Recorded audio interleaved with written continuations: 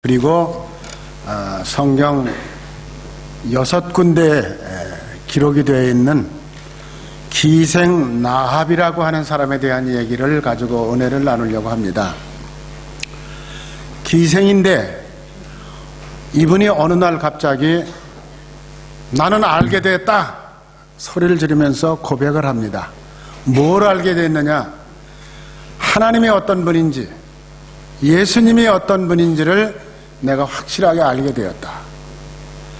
자, 저는 이 기생의 신분으로서 하나님을 알게 됐노라고 고백하고 있는 이 여인의 얘기가 성경에 기록된 것을 보면서 나는 정말 내가 예수님에 대해서, 하나님에 대해서 얼마나 안다고 얘기할 수 있을까?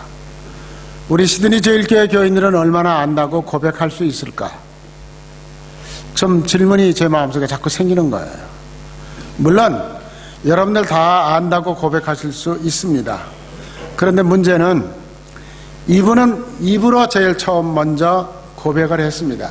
고백하기 직전에 무슨 얘기를 들었느냐 그러면은 여리고 성에 살고 있었는데 그 성을 하나님이 곧 이스라엘 백성들에게 넘겨주어서 여리고 성이 함락될 것이라는 얘기를 오면서 가는 사람들한테 들었어요. 성경을 가지고 읽어서 배운 게 아니에요. 술집을 경영하는 기생이 자기 집에 술 먹으러 와서 지나가는 사람들이 한마디씩 한마디씩 하는 얘기를 듣고 이게 무슨 소리야? 하나님이 이런 분이라구나 하는 걸 확실하게 알게 됐어요. 그리고는 난 안다 사람들한테 고백합니다. 그리고 거기서 끝난 게 아니죠. 그 말씀 가지고 하나님이 지금도 나를 지켜보고 계시니까 나는 이렇게 살아야 되겠다. 두려움이 없어져 버렸어요. 자기의 삶을 청산했어요. 그래서 새롭게 시작을 하는 겁니다. 그리고 하나님의 백성들을 영접하고 환영하고 숨겨주고 하는 일을 하는 겁니다. 이런 얘기를 통해서 나의 삶을 여기다가 한번 비춰보면 어떨까 이런 생각을 합니다. 히브리서 11장을 우리는 보통 믿음장이라고 얘기합니다. 이 히브리서 11장에는 구약 성경에 나오는 모든 사람들의 얘기를 가운데 특별히 믿음을 가지고 산 사람들의 얘기를 여기다가 이 사람은 어떤 믿음을 가지고 살았고 이 사람은 어떤 믿음을 가지고 살았는가를 우리들에게 설명해 주고 있습니다. 그래서 보면은 아벨이라고 하는 사람, 에녹이라고 하는 사람, 노아, 아브라함, 사라, 이삭, 야곱, 요셉, 모세 거기까지는 다 남자들이에요. 그런데 그 뒤에 그리고 기생 나합 이렇게 적고 있습니다.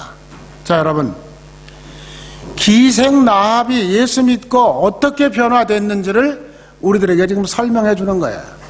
서양 사회나 우리나라 사회나 마찬가지예요. 기생은 사람 취급받지를 못했어요. 술도 팔고 몸도 파는 사람들이야. 그래서 하루하루를 될 대로 되라고 생각하고 사는 사람들이었는데 그런 사람들이 믿음장에다가 이름을 올리고 예수님의 족보에 이름이 올라갔다는 얘기는 도대체 무슨 얘기인가? 어떻게 했길래 그런 얘기죠. 자, 여러분 보세요. 라합은 어떤 사람인가? 여자예요. 여인은 그 당시에 2000년 전에 훨씬 전에 2500~600년 전에 이스라엘 사회도 마찬가지예요. 사람 대접을 하지를 않았어요. 그렇게 여자로 태어나서 괄세 받으면서 사는데 모르긴 하지만은 또 그 다음에는 이방 사람이에요. 모압 여인이에요. 이 모압 여인이 그리고 또 기생이야. 이런 사람들 어떻게 맺힌 노릇을 했는데 믿음의 용장으로 살아갈 수가 있었을까? 우리가 이런 것을 생각해 보는 것입니다.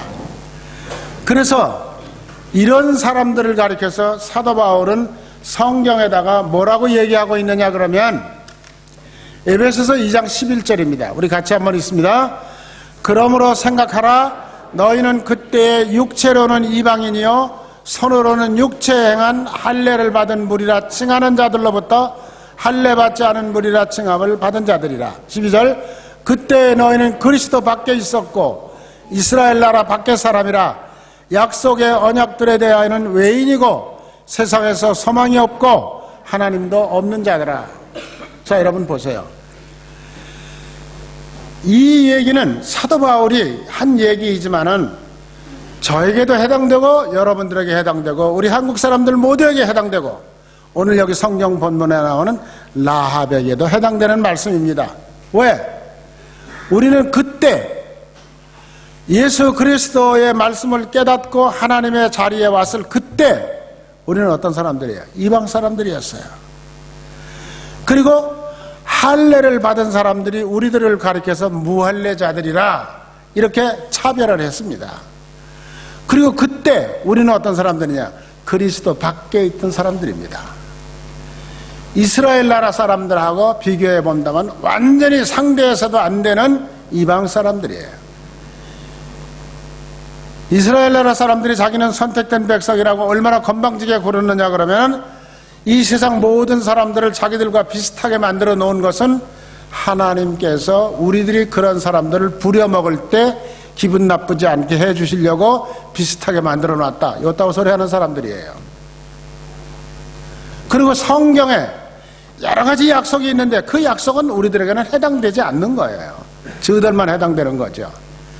그래서 우리는 이 세상에 소망도 없고 하나님도 없는 자들이었습니다.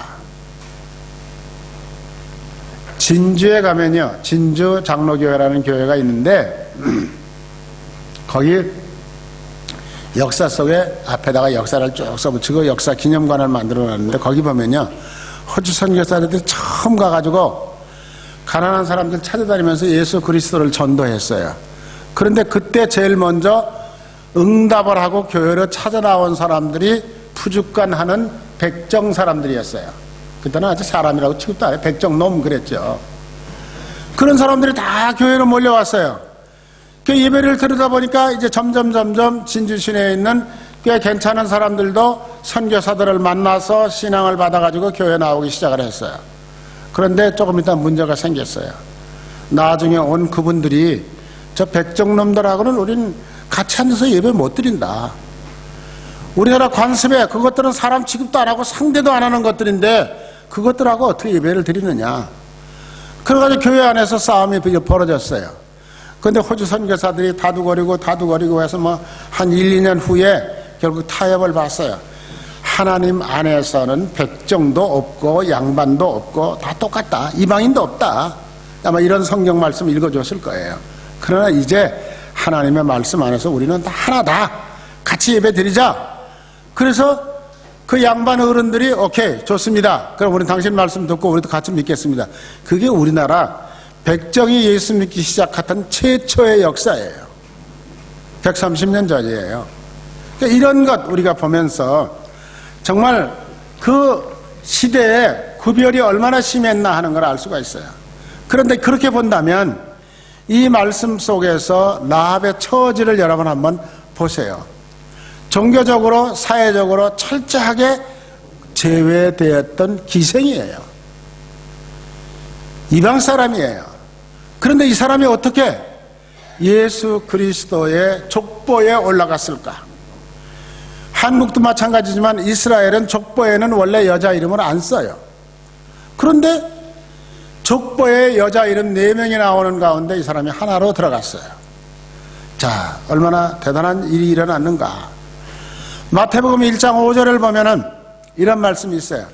살몬은 라합에게서 보아스를 낳고, 이런 말이 있습니다. 살몬은 라합에게서 보아스를 낳고, 보아스는 누시라고 하는 여자와 만나서 오벳을 낳고, 오벳은 이새를 낳았다. 이새가 누구예요? 다윗 왕의 아버지예요. 그래가지고 그 혈통으로 쭉 내려가다가 예수 그리스도가 태어납니다. 우리가 이런 것을 본다면 도대체 라합이라고 하는 여자가 가지고 있었던 믿음은 어떤 믿음이었을까? 나는 지금 내가 가지고 있는 믿음은 어떤 믿음인가? 나는 나합의 믿음보다 괜찮다고, 나는 출신 성분이 기생은 아니었으니까, 저 아래 천민은 아니었으니까, 그러든 나는 괜찮은 사람이다. 여러분들 생각하실런지 모르지만 그건 착각이에요. 예수 그리스도 안에서는 그거 없어요.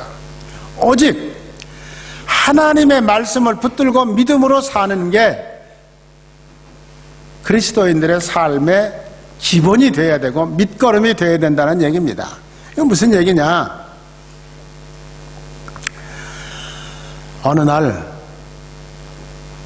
이스라엘의 정탐꾼들 2명을 여호수아가 여리고 성으로 들여보냅니다.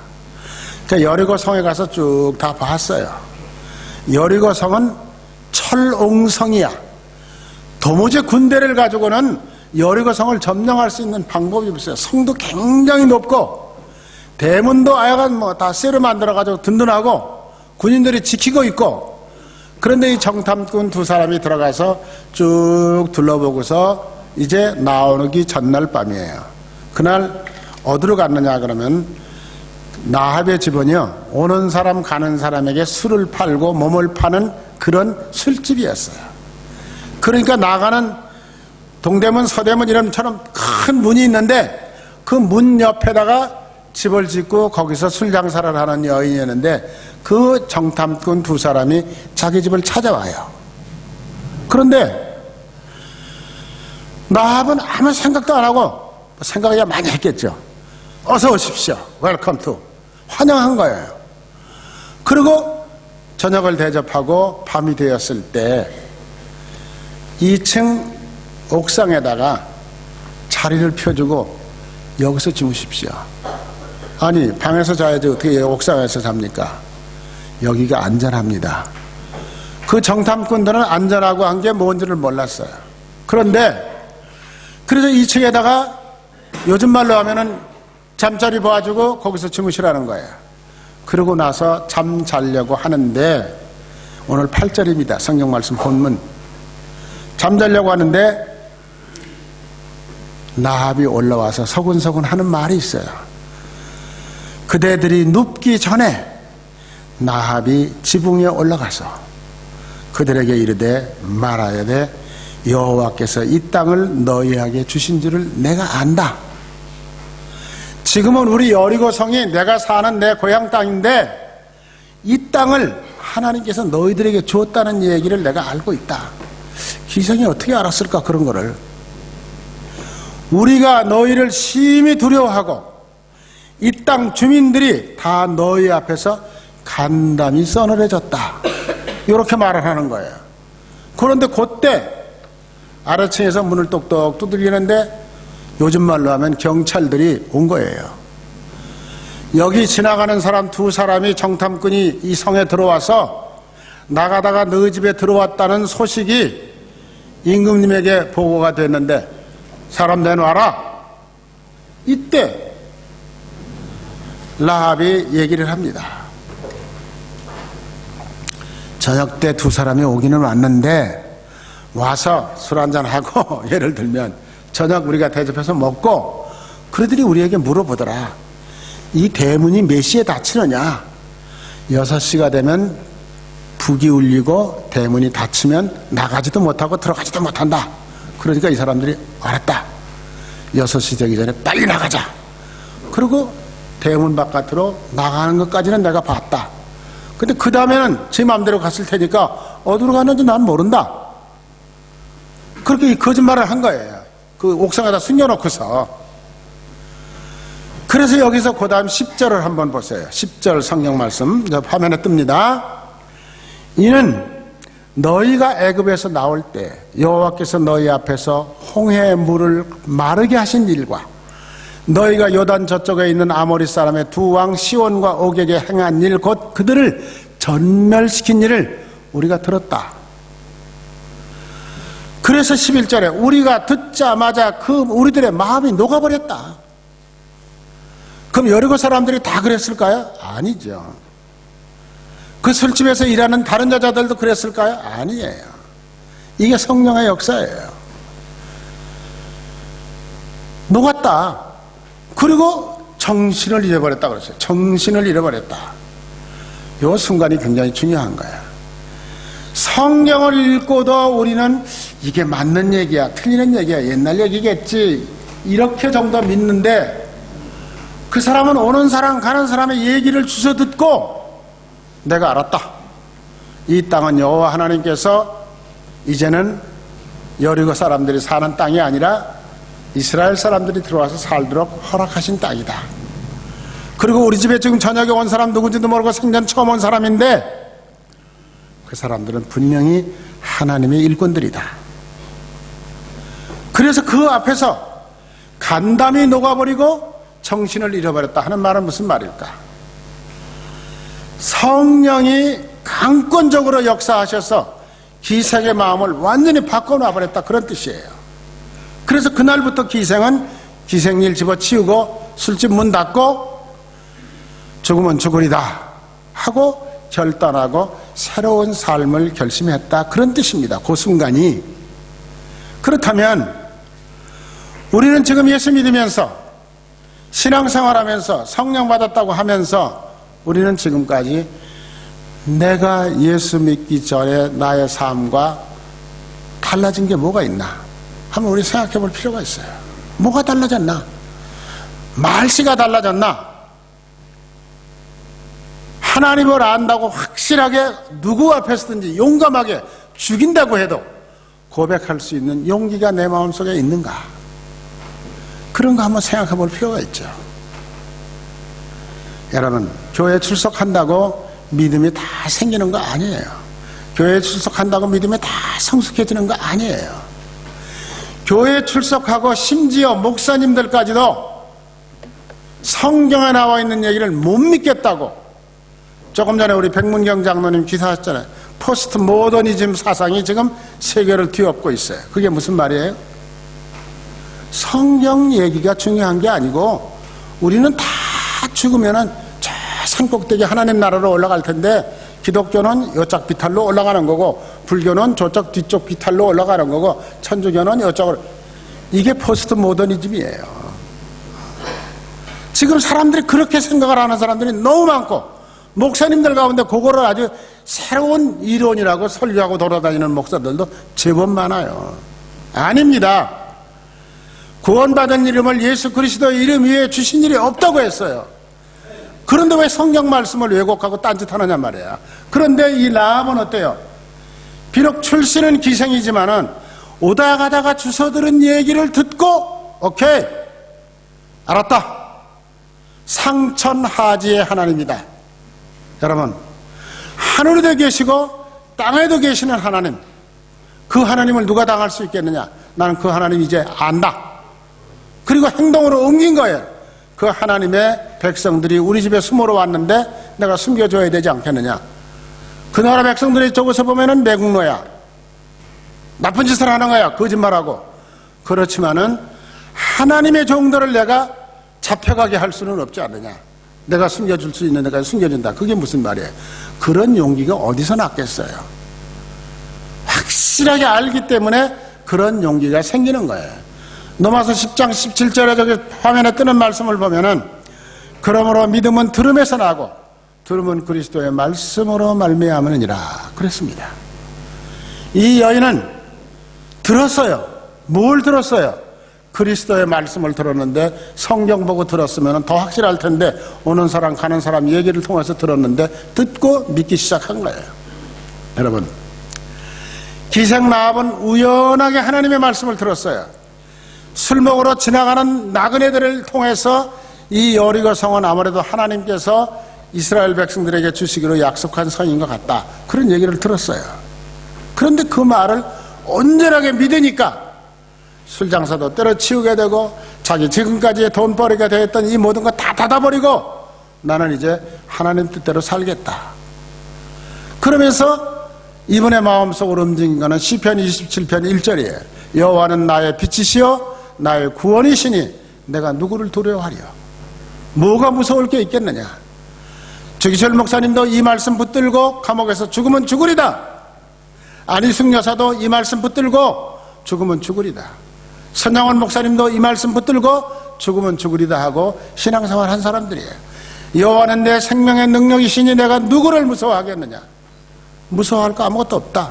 용기가 생기는 거죠. 자, 그래서 믿음의 확신이 생기는 거예요. 그래서 내가 아노라. 하나님이 이 땅을 이스라엘 백성들에게 주었다는 걸 내가 안다. 확실하게 고백하는 거죠. 그런데 여러분, 여리고 성은요, 영국의 유명한 성서학자 바클레이 목사님이라고 하는 분이 그 이 말씀을 주석하면서 뭐라고 써놓으셨느냐 그러면, 여리고 성은 너무너무 튼튼하기 때문에, 돌로 아주 엄청나게 잘 쌓았기 때문에 아마 중국의 만리장성같이 더 잘 쌓았을지는 모르겠어요. 그리고 훈련된 병사들이 지키고 있기 때문에 이스라엘 백성들이 이길 수 있는 가능성은 100만 분의 1도 안 된다. 되지도 않는 소리다. 이스라엘 백성들이 거기를 쳐들어간다는 거는. 이렇게 얘기했어요. 그런데 여러분, 기생나합은 보이는 현상을 가지고 확신을 가진 게 아니라 하나님의 말씀을 주워 듣고 그 다음에 확신이 생겼어요. 이스라엘 백성들은 훈련된 군인도 없고 양치는 사람들이고 인구도 적고 그렇지만 우리는 이길 수 있다. 이런 생각을 가진 거죠. 그게 바로 뭐냐 그러면 믿음의 사람들이 가지는 생각입니다. 이것이 바로 신앙 고백입니다. 우리가 이런 생각을 해야 돼요. 아무런 무기도 없고 훈련된 병사도 없고 유목민들 뿐인데도 그 성을 점령하기는 불가능한 것처럼 보이지만은 보이는 것 가지고 판단하지 않았다는 거죠. 하나님의 말씀을 들었고, 그리고 그 하나님의 말씀을 믿고, 그리고 그 하나님의 말씀 나는 확실하게 안다. 안다는 말은 무슨 말이에요? 누구에게든지 내가 얘기해 줄 수 있다. 그런 뜻이잖아요. 이것은 하나님으로 전적으로 신뢰하는 사람들의 신앙 고백입니다. 이 고백이 없으면 전도할 수 없어요. 순교할 수도 없어요. 선교사로 갈 수도 없습니다. 사도 바울은 로마서 8장 38절 39절에서 뭐라고 말하고 있습니까? 사망이나 생명이나 천사들이나 권세자들이나 현재 일이나 장래 일이나 능력이나 높음이나 깊음이나 다른 어떤 피조물이라도 우리를 주 예수 그리스도 안에 있는 하나님의 사랑에서 끊을 자가 없다. 누가 나와 하나님 관계를 떼놓을 수 있겠느냐? 너 아무도 못 떼놓는다. 인간들이 할 수 있는 일은 죽이는 거예요. 나는 죽고 나면 하나님 나라의 영원한 백성이 될 수 있는데 누가 끊겠느냐? 끊어봐라. 이런 식으로 우리 순교자들은 앞으로 나간 거죠. 그리고 디모데후서 1장 12절에 보면은 나는 어떤 고난을 받더라도 예수 그리스도를 만나고 난 다음에 고난은 부끄럽지 않다. 떳떳하다. 잘못된 게 없다. 그런 얘기죠. 내가 믿는 자를 알고 내 모든 것을 맡기고 그날까지 그분이 나를 지켜주실 것이라고 하는 확신을 가지고 있는 거죠. 이게 믿음의 행동이에요. 그런데 우리는 예수를 믿으면서도 그런 믿음의 행동이 잘 나타나지를 않고 뭐 하려고 하면 겁부터 나고, 더군다나 이 기생은 하나님의 백성들이 자기 집을 찾아와서 숨겨달라고 하고 할 때 이걸 숨겨주는 일은 어쩌면 내가 죽을 일도 모른다. 그렇게 생각하지 않겠어요? 그런데 용기 있게 했거든요. 그 다음에 여러분, 우리 하나 좀 참고로 볼 것은 우리나라 역사 속에서 여기 한번 보세요. 여기 경상도에서 오신 분들은 좀 보셨을지도 모르겠어요. 저가 진주예요. 진주에 가면 남강이라는 강이 있는데 간 꼭대기에 촉성루가 있습니다. 촉성루 그 밑에 논계 사당이에요. 논계 누군지 아시죠? 기생이에요. 그것도 일반 기생하고 차원이 달라. 높은 기생이에요. 그런데 이 논계가 그 우리나라 역사를 찾아보면 옛날에 우리나라는요, 기생이 되려고 그러면은 우선 자격 조건이 몇 가지 있어요. 쌍놈의 딸이나 딸이어야 되고, 또 백정놈의 딸이어야 되고, 또 그 다음에 아주 천하고 그런 집에서 내놓은 딸이어야 되고, 그런 딸 가운데서 얼굴이 예쁘장하게 생기고 똑똑하게 생겼으면은 기생이 될 수 있어요. 그러니까 아무나 되는 거 아니에요. 그러면 어디로 가느냐? 평양에 가면은 기생학교가 있었답니다. 그래서 그 기생학교에 그런 모든 외형적인 절차를 밟아서 시험에 합격해야만 기생학교를 다닐 수 있는 거예요. 참 그것도 보통 일이 아니에요. 그래서 기생학교에 들어가서 3년을 공부한답니다. 손님을 대접하는 방법, 말하는 방법 뭐 다 조심스럽게 배운 연속극에서 아마 여러분들 보셨을 거예요.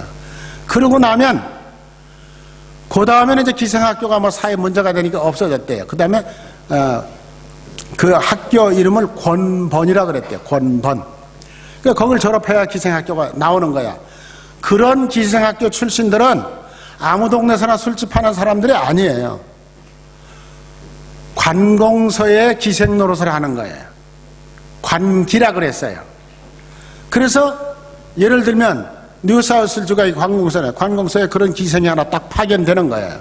그러면 뉴사우스웨일주에 외국에서 손님들이 오신다든지 다른 주에 있는 높으신 어른들이 오시면 이분이 나가서 대접을 하는 거예요. 몸종 노릇을 하는 거죠. 근데 이 논계도 마찬가지로 평양에 있는 학교를 졸업하고 진주성의 관기가 된 여자예요. 그런데 여러분, 전쟁이 일어났죠. 일본 사람들이 1500년대에 우리나라를 쳐들어왔어요. 쳐들어올 때 어떻게 쳐들어왔느냐? 진주성을 지키는 우리나라 조선시대의 군인은 8,000명이었답니다. 그런데 일본 군인이 14만 명이 진주를 쳐들어왔어요. 8,000명하고 14만 명하고 싸워서 되겠어요? 안 되죠. 자, 더 다음 보세요. 그래서 이렇게 일본군 16만 명이 쳐들어와서 진주성이 한순간에 함락이 됐어요.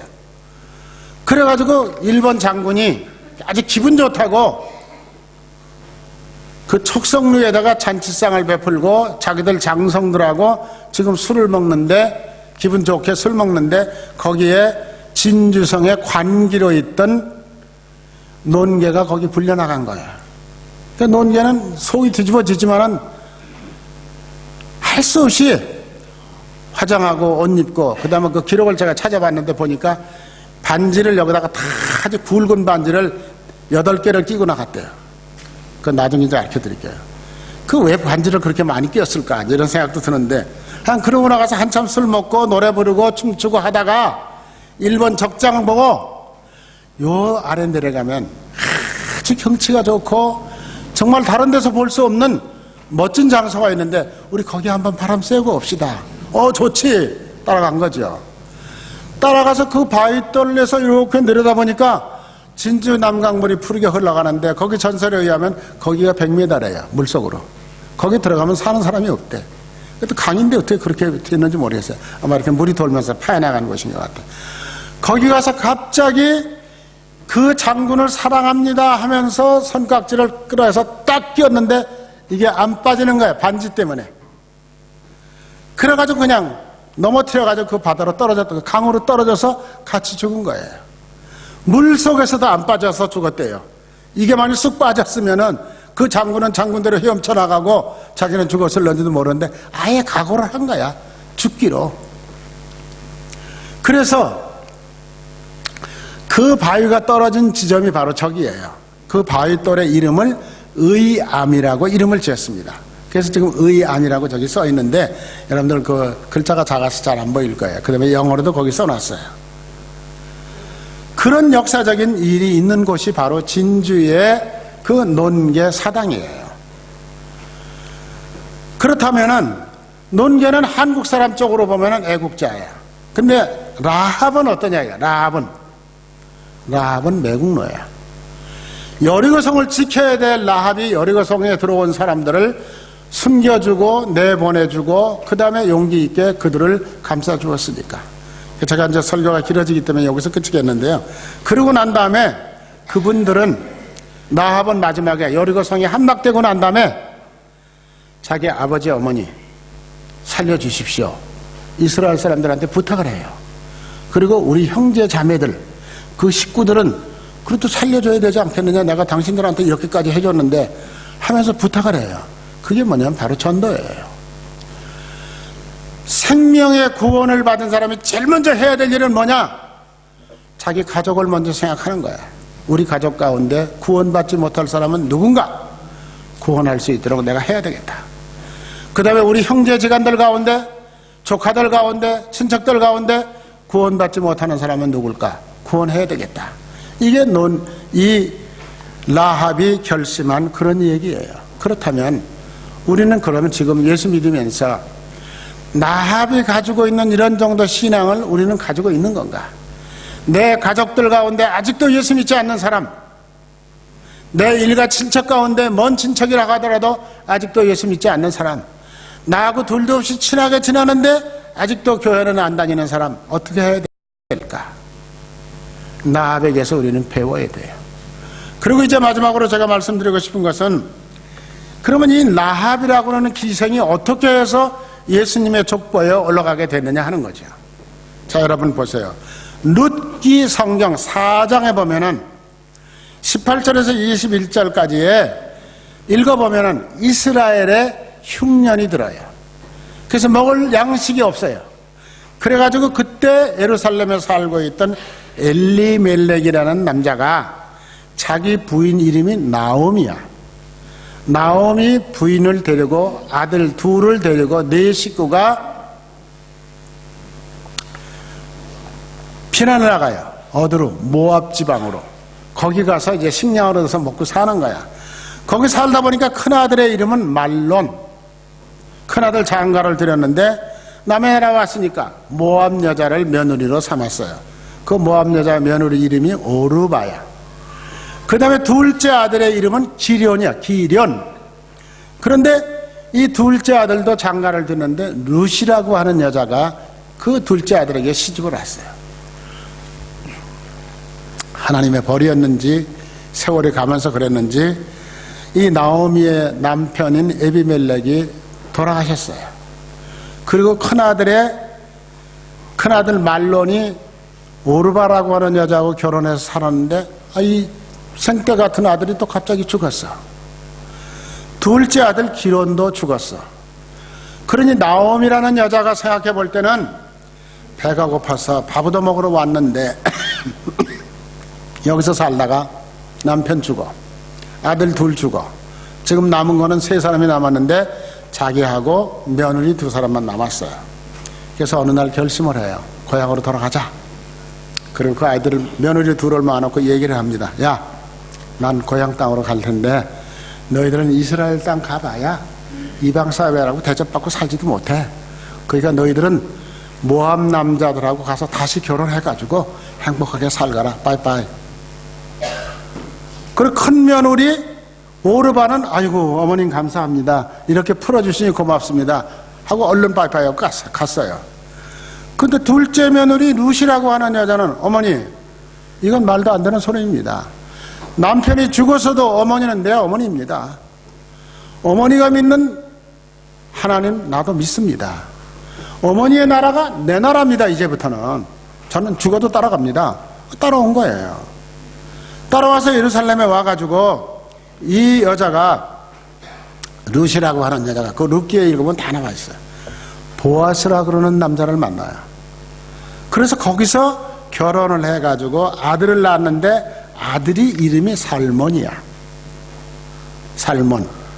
아까 우리 마태복음 1장에 5절에 보면은 살몬은 라합과 보아스를 낳았다 그랬어요. 그러니까 지금 룻하고 결혼한 남자 그 보아스라는 사람이 어디서 태어난 사람인가 하면은 살몬이라는 사람하고 그 앞에 있는 라합이라고 하는 기생 출신의 라합하고 결혼해서 난 아들이 바로 그렇게 되는 거예요. 그러고 난 다음에 살몬이 이제 쭉쭉쭉 내려가다가 다윗 왕의 아버지인 이새를 낳고 그 족보 속에서, 그리고 먼 뒷날 거기서 예수님이 태어나는 거예요. 그래서 이 기생 출신 라합이 성경의 족보 속에 들어가고 성경에 6군데나 이 라합에 대한 얘기가 기록으로 남아 있어요. 이게 지금 성경의 역사입니다. 그래서 여러분들, 우리가 오늘 이 성경 말씀을 읽으면서 생각해야 될 것은, 정말 여호수아가 라합이 기생 출신이라고 해서 까발리기 위해서 이 성경을 기록한 게 아니에요. 비록 기생이라고 하더라도, 과거에 흠이 많이 있다고 하더라도 예수 그리스도를 온전하게 아는 그날부터는 사람이 완전히 바뀐다는 거예요. 바뀌어가지고 예수님의 족보의 선조가 되는 거죠. 그렇게 해서 이 세상을 변화된 사람으로 살아가고 있다. 우리들도 마찬가지예요. 내가 지난날에 어떻게 살았던지 간에 여러분, 이제 예수 그리스도를 만난 오늘부터 그 모든 거 다 내려놓으세요. 끝 해놓고 이제부터는 하나님을 나의 삶의 주인으로 모시고 그것을 내가 분명하게 알고 그 아는 것을 가지고 입 다물고 있지 말고 행동으로 옮기고, 그리고 자기 가족들로부터 시작해서 먼저 전도해서 그리스도의 백성으로 만들어가는 그런 일을 하면서 살아가야 되는 게 우리들의 이제부터의 삶의 시작입니다. 그래서 그런 생각을 하시면서 찬송가 아니고요, 주보에 나와있죠. 복음성가 부흥이라 그러는 찬송 가사를 생각하시면서 다 같이 한번 부르시겠습니다.